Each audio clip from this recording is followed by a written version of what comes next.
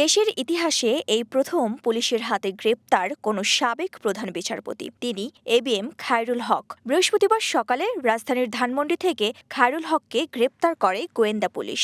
রাজধানীর যাত্রাবাড়ী ও নারায়ণগঞ্জে তার বিরুদ্ধে ৩টি মামলা রয়েছে।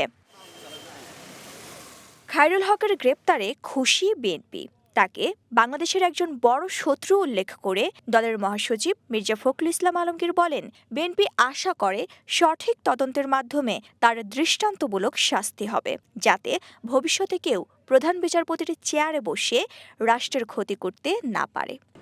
মানে বিচার বিভাগ, যেটাকে আমরা মনে করি যে আপনার জুডিশিয়ারি সবচেয়ে বড় জায়গা, যেখানে আপনার সবচেয়ে আপনার মানুষের আস্থা থাকে, সেই আস্থা জায়গাটাকে সম্পূর্ণভাবে তিনি ধ্বংস করেছেন শুধুমাত্র তার রাজনৈতিক চিন্তাভাবনা, সেই কারণে, যেটা বাংলাদেশের সবচেয়ে বড় ক্ষতি করেছে বলে আমরা মনে করি।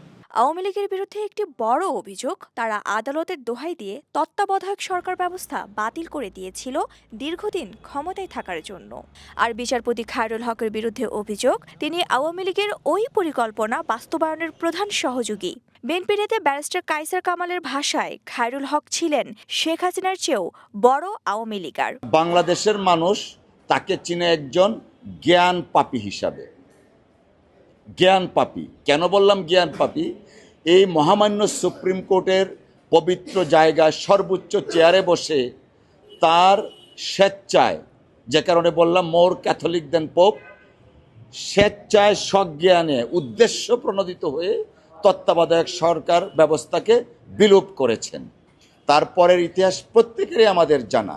বিএনপির আরেক নেতা ব্যারিস্টার জয়নুল আবেদিন বলেন, খালেদা জিয়াকে এক কাপড়ে বাড়ি ছাড়া করতে বড় ভূমিকা রেখেছিলেন বিচারপতি খায়রুল হক। তিনি সেদিন কেঁদে কেঁদে বলেছিলেন, আমি কার কাছে বিচার চাইব?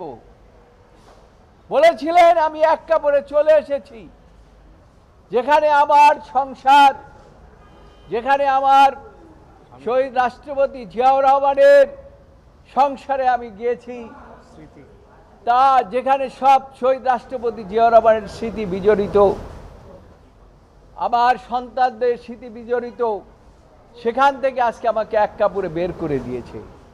এর জন্য খায়রুল হক দায়ী। 2011 সালের 10 মে সংখ্যাগরিষ্ঠ মতামতের ভিত্তিতে সংবিধানের ত্রয়োদশ সংশোধনী বাতিল ঘোষণা করে রায় দেয় আপিল বিভাগ।